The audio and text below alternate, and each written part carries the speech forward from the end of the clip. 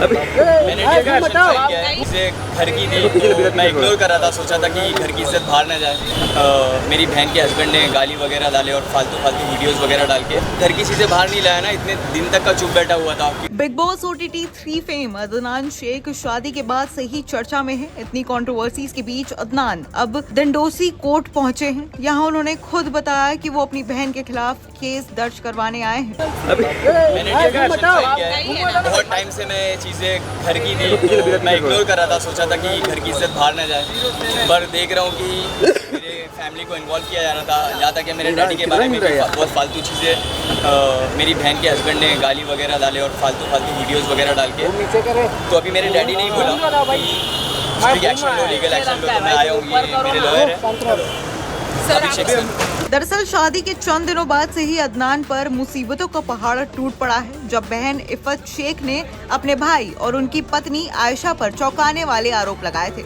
उन्होंने अदनान पर हिंसा करने और उनकी पत्नी आयशा पर उनके बीच चल रहे झगड़े का कारण होने का आरोप लगाया था। वहीं इस मामले पर अदनान शेख के पिता अब्दुल महबूद शेख ने चुप्पी तोड़ी थी। उन्होंने अपनी बेटी इफ़त की एक हरकतों पर खुलासा किया था। अब्दुल महबूद शेख ने ये तक कहा कि ऐसी औलाद होने से बेहतर है कि इंसान बे औलाद रहे। अब आरोप प्रत्यारोप के बीच अदनान ने कोर्ट जाने का फैसला किया है। उन्होंने अपनी बहन इफ़त के खिलाफ डिफेमेशन का केस दर्ज करने की बात मीडिया से बताई है। साथ ही उन्होंने ये भी कहा कि उन्होंने ये फैसला तब जाके लिया जब बात हाथ से निकलती हुई दिखी। भाई बहन ही है तभी तो मैं तो घर की चीज़ें बाहर नहीं लाया ना, इतने दिन तक का चुप बैठा हुआ था, क्योंकि वो भी मेरी बहन है, मेरा खून ही है।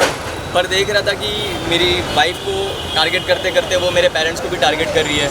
अभी उसके हस्बैंड ने बहुत गंदी स्टोरी डाला, गाली वगैरह लिख के, तो मुझे लीगल एक्शन लेना पड़ा। और मैंने डैडी ने, मेरे अब्बा ने ही मुझे बोला कि लीगल एक्शन लो, तो अभी मैं मेरी टीम के साथ में आया हूँ यहाँ पे। डिफेमेशन मैंने केस फाइल किया। लेकिन आपके डैडी ने बोला था कि आपकी जो बहन है वो नहीं कर रहे, उनके ससुराल वाले उनको आगे कर रहे हैं, उस पर क्या?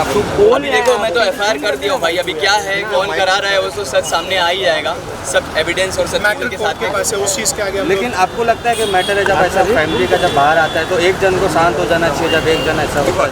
8 महीने से ये चीज़ें चल रही थी। मैं 8 महीने से इग्नोर कर रहा था।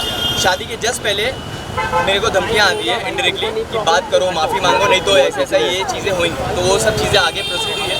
सब चीज़ का एविडेंस है, सब मैंने मेरे टीम को दिया है और हम लोग ने सब प्रूफ के साथ में डिफेमेशन फाइल किया है। अभी बहुत ही जल्द झूठ का झूठ, सच का सच आप लोग के सामने आ जाएगा इंशाल्लाह। लेकिन भाई क्या मैटर से कुछ बताना चाहोगे आगे चलो ये 1-1 जवाब नहीं दिया है। मैंने जब बात किया उनसे छोटी छोटी मुद्दों को लेकर उन्होंने